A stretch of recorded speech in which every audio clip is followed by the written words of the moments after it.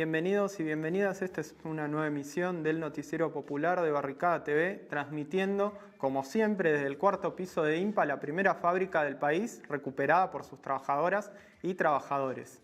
Vamos a comenzar hablando de la Villa 31, particularmente del sector YPF, ya que allí el gobierno de la ciudad realizó la construcción de viviendas para mudar a aproximadamente 1000 familias que antes vivían en el Bajo Autopista. Estas nuevas viviendas del gobierno de la ciudad, digo nuevas porque llevan menos de 2 años de ocupación, ya presentan todo tipo de desgastes y además presentan deficiencias estructurales. Por ejemplo, la mayoría de ellas tiene dificultad en el acceso al servicio de agua y también la mayoría tiene filtraciones en los techos y en las paredes, por nombrar algunos de los tantos problemas. Esto surge del relevamiento que hicieron en 19 de los 26 edificios. Este relevamiento lo hicieron en conjunto el Observatorio del Derecho a la Ciudad, la Cátedra Libre de Ingeniería Comunitaria y la Defensoría de Laburantes.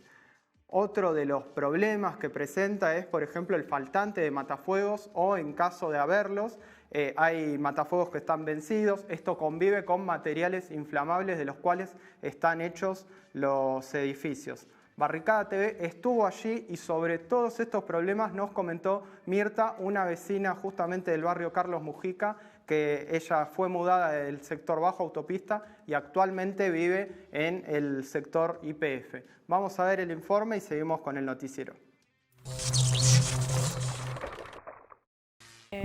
Hace un año que me mudé a las viviendas nuevas y en el Bajo Autopista, bueno, mi casa era de puro material, tenía cerámica, estaba en buenas condiciones con las columnas, todo, no tenía filtraciones, no renegaba por el tema del agua caliente, estaba preparado para poder vivir bien y cómodamente.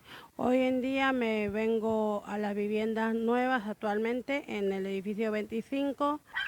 Yo en mi parte no me quería mudar porque siempre amé mi casa, amé la construcción, lo que yo tenía. Sí, y fuimos a la CGP de lo que hace por la ley 6129. Se hace una mesa que se llama la CGP.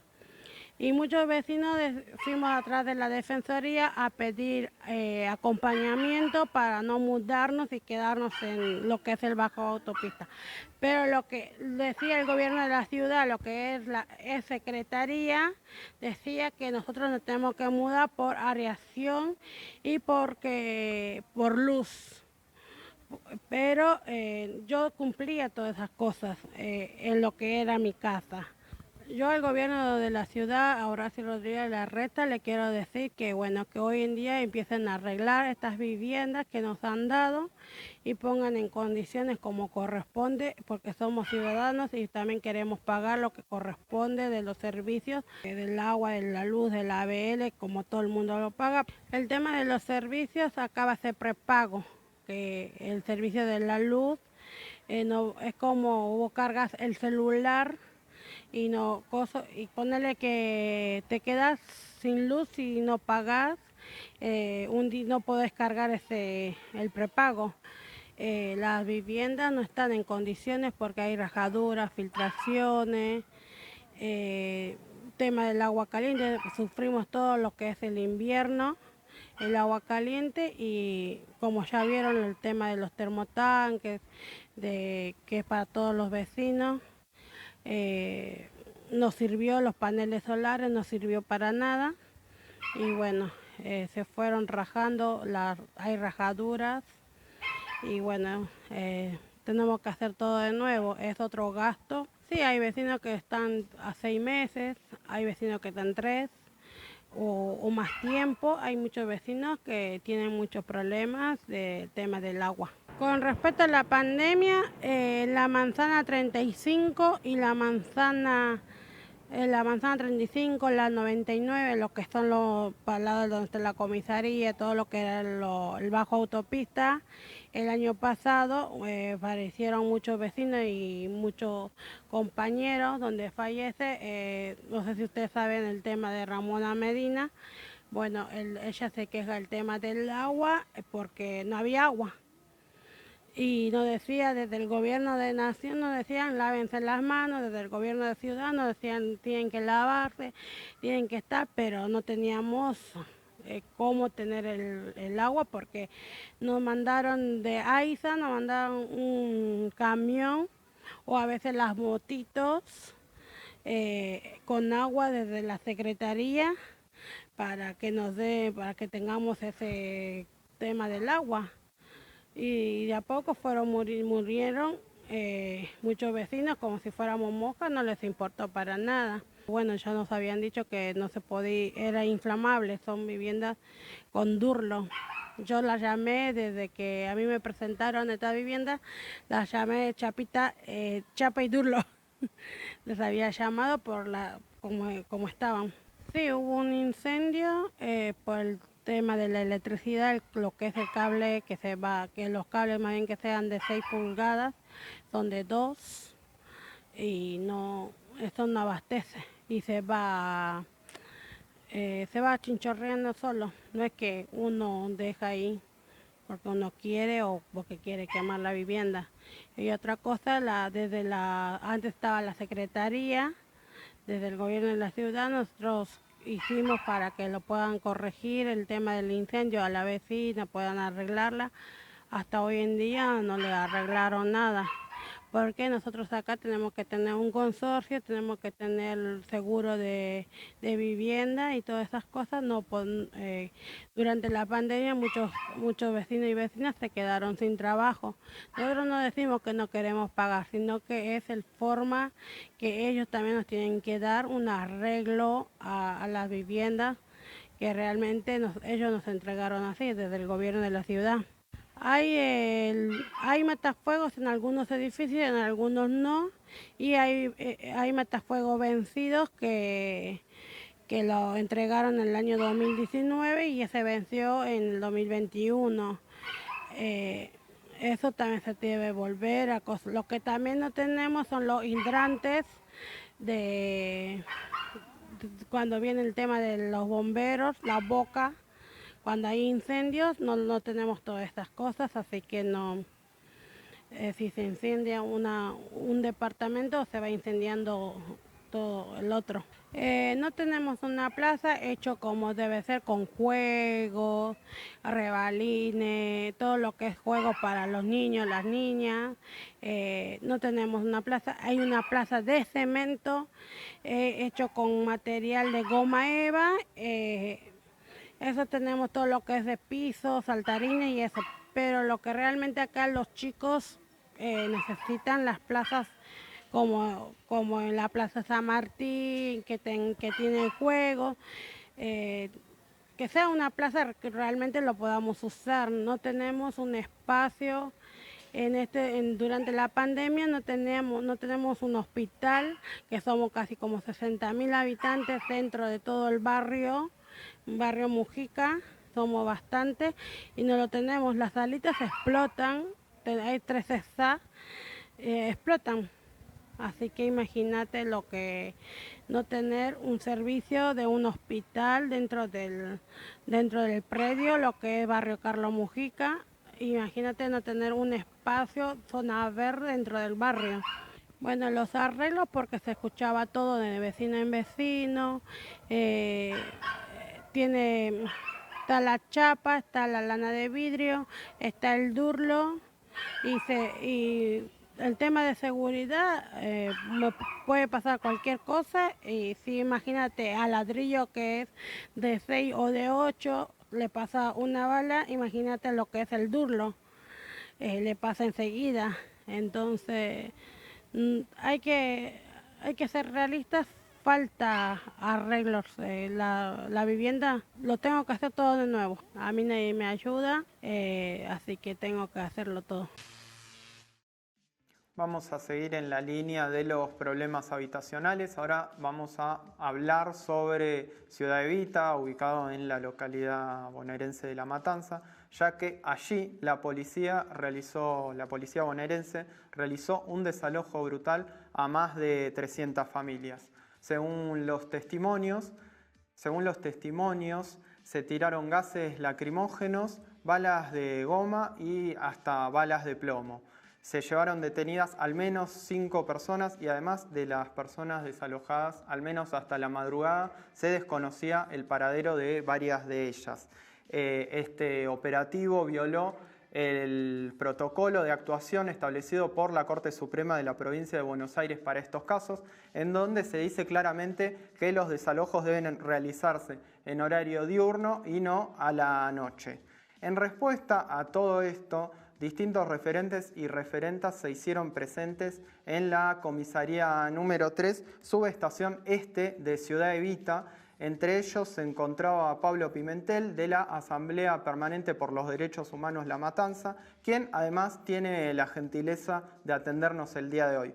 Pablo, en principio te agradecemos, por supuesto, como siempre, por comunicarte con Barricada TV. Quiero pedirte que comiences contándonos, dándonos detalles de lo que pasó, contándonos también cómo está la situación actualmente y si las personas de las que se desconocía su paradero siguen desaparecidas, perdón. Bueno, cómo no, buenas noches. Muchas gracias a todos y a todas por la posibilidad de poder contar lo sucedido. En el día de ayer estábamos reunidos, la Asamblea Permanente, hacemos reuniones todos los lunes por medio presencial, estábamos en San Justo,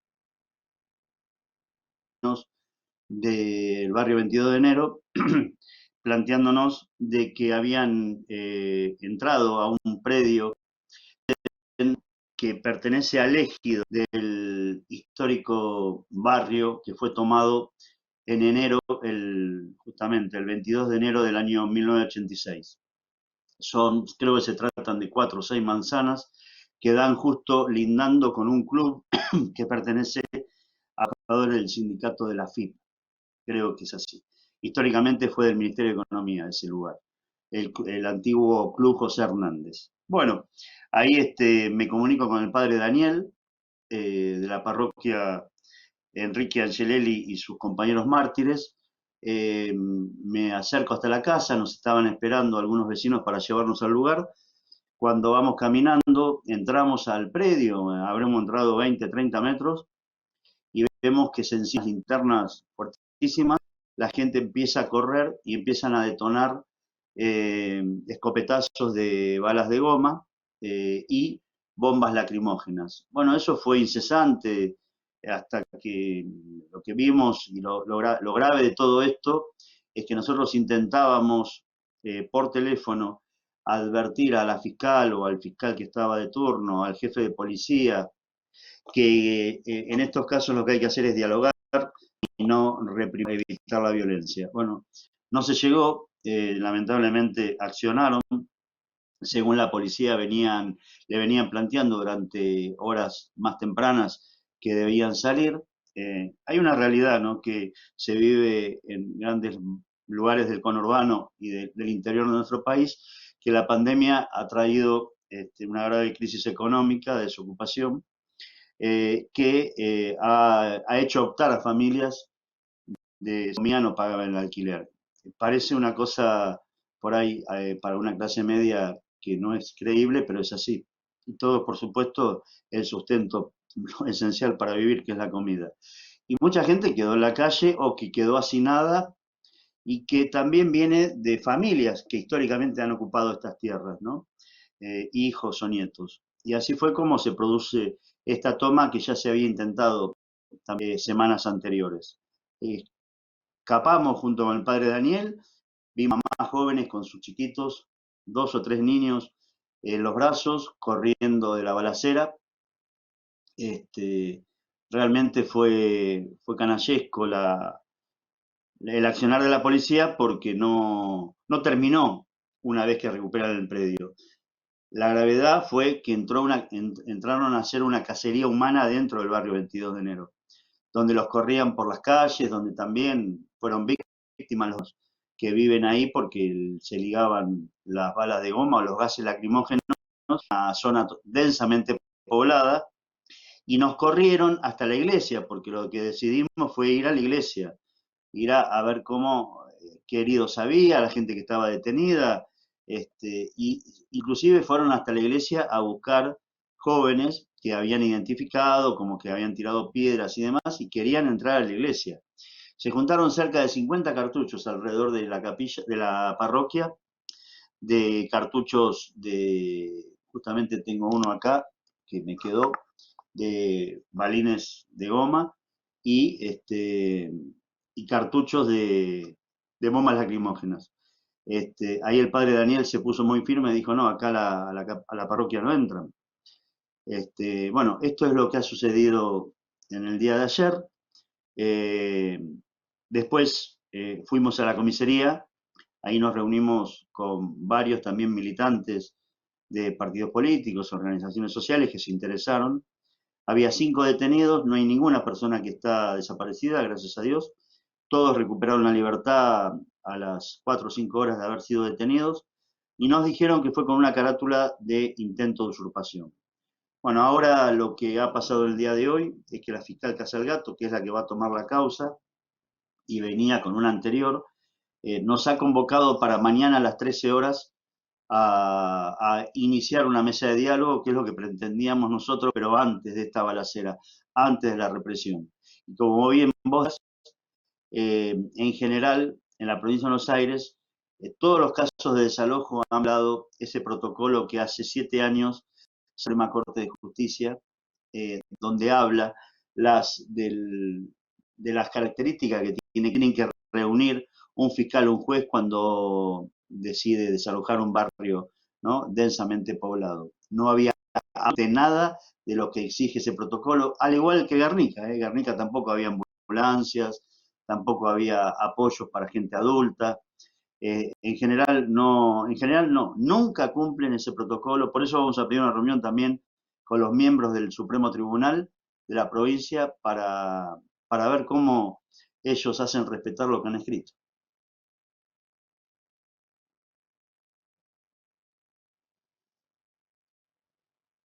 Recién mencionabas un poco, me parece que también está bueno focalizar en que estas situaciones son hijas de la crisis económica y social. Te quiero pedir, bueno, si tenés algo más para mencionar respecto a estas más de 300 familias, quiénes son, cómo llegan allí, y también quiero preguntarte en qué marco se inscribe, digamos, qué otros problemas habitacionales existen en la zona, y si existe alguna respuesta de alguno de los estamentos del Estado. No, hay cerca de 40 conflictos territoriales en La Matanza, de tomas, varias tienen orden de desalojo, otras hemos logrado con órdenes de desalojo medidas de no innovar y mesas de diálogo. No todas, no todas. En La Matanza el inconveniente que tenemos es que no hemos podido constituir el Consejo del Hábitat. Hay una ley, creo que es la 14.449, de acceso justo al hábitat. Una ley que fue votada en el Parlamento bonaerense. Una de las autoras es Alicia, se me fue el apellido, bueno, la que fue la mujer de Luis Delía, Sánchez. Alicia es autora, junto con otros, de la ley de acceso justo al hábitat, y La Matanza todavía lo hemos planteado en el Consejo Liberante, se lo hemos planteado a varios, que por favor constituyan ese Consejo de Hábitat. Le daría un orden, por ejemplo, la creación de un banco de tierra, tener un panorama real del déficit habitacional de La Matanza. Yo creo que son las características, son las situaciones que llevan a estas resoluciones que toma la gente, y que, por supuesto, que en este tipo de experiencias están los que realmente necesitan. Nosotros, cuando nos vienen a plantear una cosa así, decimos que acompañamos a los que realmente necesitan. No es que propiciamos una toma, sino que nos llaman cuando ya la toma fue hecha, y lo que hacemos es asistir en el aspecto quizás jurídico, pero sobre todo de búsqueda de diálogo, ¿no?, de mesas de diálogo para que haya una resolución política. No hay especuladores.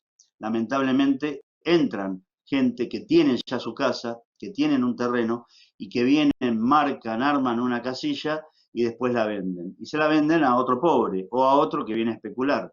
Esas cuestiones también pasan y eso tiene que ver con la ausencia del Estado.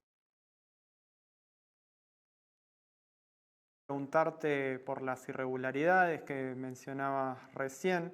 En principio, quiero preguntarte tu opinión de quiénes tienen la responsabilidad política de que se lleven adelante estos operativos y de esta forma, ¿no? Que es el gran problema sobre todo. Y también recién mencionabas que iban a pedir una reunión con la Corte Suprema de la provincia, la cual es la que estableció los protocolos que ahora y en otras varias ocasiones se violaron. Quiero preguntarte también si en alguna ocasión tienen respuesta del Poder Judicial en estas situaciones. Mira, un poco dónde nace, yo creo, el problema acá es que es el Estado que viola primero, el Estado es el que viola las normas, la Constitución. Hay un artículo que no es caprichoso en nuestra Constitución Nacional, que es el 14 bis, que habla del derecho a la vivienda digna, ¿no? Y después hubo leyes que se han creado para justamente hacer las normas, ¿no? Para que ello se cumpla.